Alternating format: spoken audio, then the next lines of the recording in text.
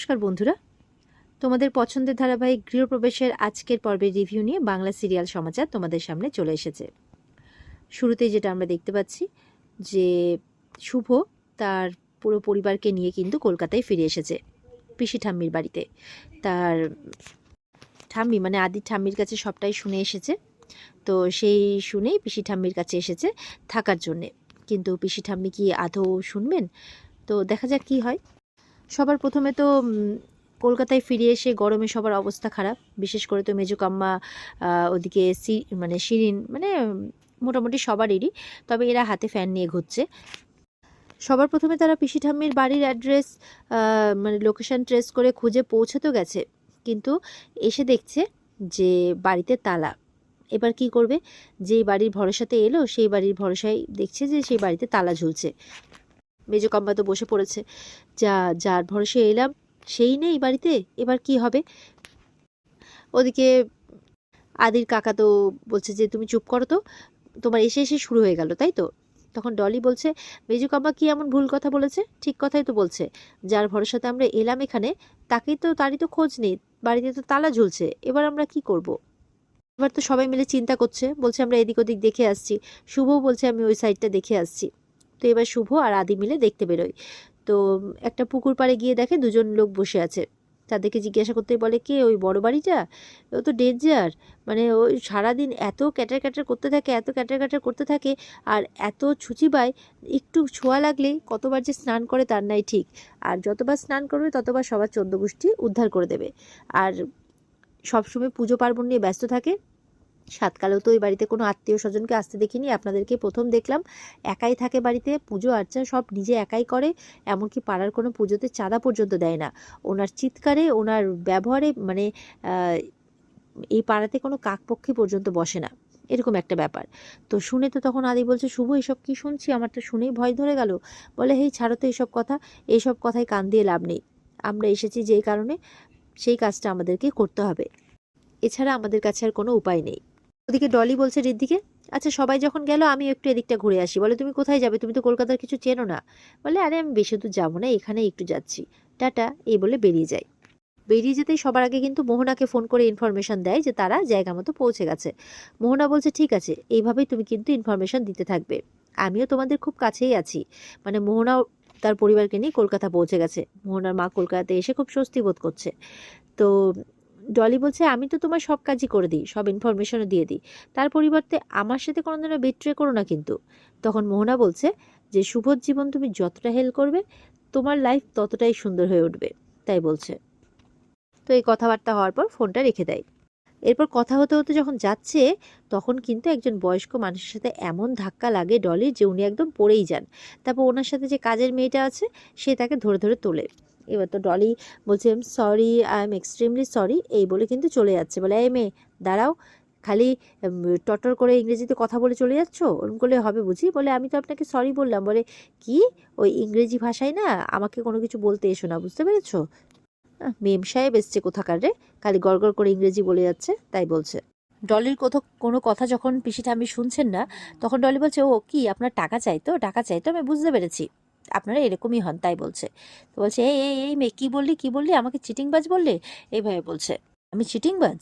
বলছে, দেখে তো মনে হচ্ছে ভদ্রবাড়ির বউ, কিন্তু ভদ্রতার লেশ মাত্র নেই। হতে আমার বাড়ির বউ আমি একেবারে সিধে করে রেখে দিতাম। তারপর তো বলছে, হাই হাই কি কাণ্ড করলো, আমাকে ছুঁয়ে দিল, আমাকে আবার স্নান করতে যেতে হবে, দিয়ে এরকমভাবে চোখ মুখ দেখিয়ে চলে যায়। তখন ডলিও বলছে, এত বড় সাহস আমাকে এরকমভাবে বলে চলে গেলে? এই বলে ডলিও গটগট করে হাঁটতে হাঁটতে চলে যায়। এই বয়স্ক মহিলাই যে পিসি ঠাম্মি, এটা কিন্তু ডলি বুঝতে পারেনি। পিসি ঠাম্মি তো পিসি ঠাম্মি, এমনকি পিসি ঠাম্মির কাজের মেয়েটাও ডলিকে কথা শুনিয়ে চলে যায়। ডলি তো বেজায় রেগে যায়। আদি তো পিসি ঠাম্মির কথা শুনে ভয় পেয়ে যায়। তখন শুভ বলছে, না না, কিচ্ছু হবে না, আমাকে ঠাম্মি বলেছিল যে ঠাম্মির সাথে নাকি পিসি ঠাম্মির খুব ভাব ছিল, দাদুকেও খুব ভালোবাসতো। হ্যাঁ, দাদু বিদেশ চলে যাওয়াতে পিসি ঠাম্মির একটু অভিমান হয়েছে, তবে আমার মনে হয় যখন উনি জানতে পারবেন যে আমরা আত্মীয় হয়ে ওনার, তাহলে মনে হয় কিছু বলবেন না, এই বলে ওখান থেকে চলে যায়। আর সেই লোকগুলো বলছে পিসি ঠাম্মি এবার মাথা খেলো ওদের। এবার পিসি ঠাম্মি কিন্তু কথা বলতে বলতে চলে আসছে, যে আমাকে টাকার গরম দেখাচ্ছে, আমাকে নাকি টাকা দেবে। আমাকে নাকি টাকা দেবে, আমার বাপ দাদার যা টাকা আছে না, তোদের 7 গোষ্ঠীকে বসে খাওয়াবে, তাই বলছে। এই বলতে বলতে চলে আসতে আসতে দেখছে ওর বাড়ির সামনে দলবল, মানে সবাই দাঁড়িয়ে আছে। বলে, কি ব্যাপারে, আমার বাড়ির সামনে কি ওরকম ছোঁয়াছুঁয়ি খেলছে শুনি? চল চল গিয়ে দেখি তো, চল তো। এবার গিয়ে বলছে যে এই কারা তোমরা, তখন এক এক করে পরিচয় দেবে আর কি।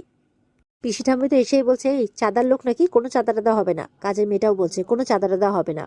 তখন মেজকাকে বলছে আর কি পিসি ঠাম্মি ইনি। তখন মেজকা পরিচয় দিচ্ছে যে পিসি ঠাম্মি চিনতে পাচ্ছেন? বলছে পিসিমা আমি হীরক, আপনার আপনার দাদার মেজো ছেলে, তাই বলছে। এই বলে মেজকা যতবারই প্রণাম করতে যাচ্ছে ততবারই বলছে এই দূরে দূরে দূরে, ছবে না ছবে না। মেজকা তো ভয় পেয়ে যায়, সবাই তাই, যে ও যখন তোমাকে শেষবার দেখেছিলাম তখন তো তুমি মায়ের কোলে, এইটুকু, তা এতকাল পর তো এলে সবাই মিলে, তাও আবার ঘটা করে, তো এতকাল পর কি করে চিনবো প্রণাম করতে এলে বলো? এতকালে তো কেউ পিসিমার কোনো খোঁজ খবর পর্যন্ত নাওনি, তাই বলছে আর কি। এবার শুভ যখন প্রণাম করতে যাবে তখন শুভর মাথাটা ঘুরে ওঠে। আদি সামলায়, জল খাওয়ায়। তখন পিসিমা বলছে বুঝেছি, তাই সাত সকালে এরকম পোয়াতে মেয়ে মানুষ নিয়ে হুজ্জুটি করতে কেন এসেছো শুনি? চলো ভেতরে, চলো ভেতরে গিয়ে বলো যে কেন, কি কারণ, তারপরে এখান থেকে এক এক করে সবাই বিদেয় হও। এই বলে তার কাজের মেয়েটাকে বলছে দরজা খুলে দিতে। আর পিসিমা একদম দূর দিয়ে দিয়ে যাতে কারো ছোঁয়া না লাগে ভেতরে চলে যায়। এদিকে ঋদ্ধি দেখছে যে ডলি এখনো পর্যন্ত আসছে না, মানে ডোনা আর কি। ডোনা তো এখনো পর্যন্ত ফিরছে না, তাই ঋদ্ধি বলছে যে এখনো পর্যন্ত মেয়েটা ফিরছে না, ফোন করে যাচ্ছি ফোনটাও ধরছে না। তখন মেজকাম্মাও বলছে সত্যি তো, এই ডোনা এখনো ফিরছে না কেন, ও তো কলকাতার কোনো কিছু চেনেও না পর্যন্ত। ওদিকে ভেতরে ঢুকতেই সবাই একদম চারপাশটা ভালো করে দেখছে, বিশাল বড় বাড়ি, আর ভেতরটা পুরো একদম সুন্দর করে সাজানো, কিন্তু কেউ থাকে না এটা দেখেই মনে হচ্ছে, মানে বাড়িটা পুরো ফাঁকা। তাই তো মেজকাম্মা বলছে বাড়িটা তো পুরো টাইটাই ঢিস, মানে ঢিসঢিসছে। তো শিরিন বলছে কি, বলে হ্যাঁ মানে বাড়িটা তো পুরো ফাঁকা, মানে মনে হচ্ছে কেউ থাকে না, এত বড় বাড়ি, মানে প্রচুর বড় বাড়ি, সামনে আবার বাগান, আর ভেতর থেকে পুরো সাজানো গোছানো। পিসি ঠাম্মি একাই থাকেন, ওই সঙ্গে কাজের মেয়েটি থাকে। এবার পিসি ঠাম্মি আসে, পিসি ঠাম্মি আসতেই সবাই দাঁড়িয়ে পড়ে। আর পিসি ঠাম্মি বসতেই বলছে কি বাবা দাঁড়িয়ে আছো কেন, সবাই বসো। সবাই ভয়ে ভয়ে বসছে আর কি, না জানি কি বলবেন এবার পিসি ঠাম্মি। শুভ পাশেই বসেছে, পাশে বসে বলছে পিসি ঠাম্মি আমি আপনার বড় নাতবো। বলে বড় নাতবো বলতে ও পুলুর ছেলের বউ? বলে হ্যাঁ। তখন বলে এই ওনার ছেলে, মানে আদির কথা বলছে। আদি প্রণাম করতে যাবে কি আবার, এই ছবে না ছবে না। আদি ভয়ে ভয়ে সরে যায়। মেচকা হাত ধরে টানছে, চলে আয় চলে আয়, যাস না। যেই বলে ওই যে আমাদের মেচকা, মেচকাও হাত বাড়িয়ে প্রণাম করতে যাবে কি আদি হাতটা ধরে আটকে নেয়। এরপর মেজুকাম্মার সাথে পরিচয় করাচ্ছে, মেজুকাম্মা এমনি প্রণাম নমস্কার করছে, তাতে বলছে ঠিক আছে ঠিক আছে, ভয় পেয়ে হাত নামিয়ে দেয়। বলে অত 14 গোষ্ঠীর পরিচয় নিয়ে আমি কি করব। পিসি ঠাম্মি বলছেন যে তোমরা একটু খোলসা করে বলো দেখি যে তোমরা দলবল বেঁধে এখানে কেন এসেছো। বলছে তোমাদের সাথে কথা বলার মতো ইচ্ছে বা সময় কোনোটাই আমার নেই, ঢেরও কাজ পড়ে আছে। এত কিছু করলাম নেহাতি তুমি পোয়াতি বলে তাই। তো পিসি ঠাম্মির মুখে মুখে ওর কাজের মেয়েটাও কথা বলছে, তখন কাজের মেয়েটাকে চোখ দেখাতেই আবার চুপ করে যাচ্ছে। মিচকা বলছে আসল কথা না শুনে এমন খ্যাক খ্যাক করছেন, আসল কথা শুনলে কি বলবেন কে জানে। আদি বলছে আমি তো এটা বুঝতে পারছি না যে শুভ কি করে পিসি ঠাম্মিকে কনভিন্স করবে। শুভ বলছে যে আমরা আসলে খানিকটা বাধ্য হয়ে এসেছি এখানে, তো আমরা এখানেই আবার থাকবো, আর এখান থেকে সব কিছু মানে নতুন করে শুরু করব বলে ঠিক করেছি। তো আমরা সবাই এখানে এসে থাকবো। তো আপনি যদি বাবার মানে দাদুর বাবার বাড়ি যে রয়েছে কলকাতায়, সেই বাড়ির চাবিটা যদি আমাদেরকে দিয়ে দেন তো খুব ভালো হয়। তাহলে আর যারা নিউ ইয়র্কে আছে তারা সবাই, মানে তাদের সবাইকে এখানে নিয়ে আসতে পারি। পিসি ঠাম্মি শোনার পর খানিকক্ষণ চুপ করে থাকে, তারপরে বলছেন না। সবাই কিন্তু শুনে অবাক। বলছে আমার বাপের বাড়ির চাবি আমি কোনো মতেই কাউকে তুলে দিতে পারবো না। তখন মানে শুভ বলছে কিন্তু কেন, আপনার কি কোনোভাবে আমাদের পরিচয়পত্র মানে পরিচয় নিয়ে ডাউট আছে? দাঁড়ান, আমার কাছে পাসপোর্ট আছে। তো যখনই পাসপোর্ট দেখাবে তখন বলছে এটা কোনো সরকারি দপ্তর নয় যে ওইসব কাগজপত্র দেখিয়ে প্রমাণ করার চেষ্টা করবে। পিসি ঠাম্মি বলছে শোনো, এই বাড়ি তোমার দাদুর বাড়ি নয়, এই বাড়ি আমার বাবার বাড়ি। তোমার দাদু তো কবে সেই ভিটে মাটি ছেড়ে বিদেশের পথে পা দিয়েছিল, বলছে যে এখন নাকি আবার পোড়া ভিটের টানে মানে ভিটে মাটির টানে পা দিয়েছে। যাও যাও যাও, ছাড়ো এসব কথা আমি শুনতে চাই না, যাও এখান থেকে বিদেয় হও, তাই বলছে। এই বলে পিসি ঠাম্মি কিন্তু উঠে যাচ্ছে। এবার তো বুঝতে পারছে না এবার কি করবে। শুভ তখন আবার ওঠে পিসি ঠাম্মির পেছন পেছন, আর বলছে যে পিসি ঠাম্মি আমরা কিন্তু চলে যাওয়ার জন্য এখানে আসিনি। পিসি ঠাম্মি তখন অবাক হয়ে তাকিয়ে আছে শুভর দিকে। পিসি ঠাম্মি বলছে এখন আমার সামনে এসব কাঁদুনি গিয়ে কোনো লাভ নেই, যেখান থেকে এসেছো ওই বিদেশ ওখানে গিয়ে ফিরে যাও। তারপরে তার কাজের মেয়েকে বলছে এই বের করে দে বের করে দে, ওদেরকে বের করে দে। শুভ বলছে এখানেই তো আমাদের ভিটে মাটি, এখানেই তো আমাদের সব কিছু, আমরা এখান ছেড়ে কোথায় যাব বলুন। আর দাদু তো নিজে আবার দেশে ফিরতে চাইছেন, দাদু চলে গেছিলেন বিদেশ সব কিছু ছেড়ে ছুড়ে বলেই তো আপনার এত অভিমান। তখন পিসি ঠাম্মি বলছে মুখে তো খুব খুব দেখছি বড় ট্যাকস ট্যাকস কথা তোমার।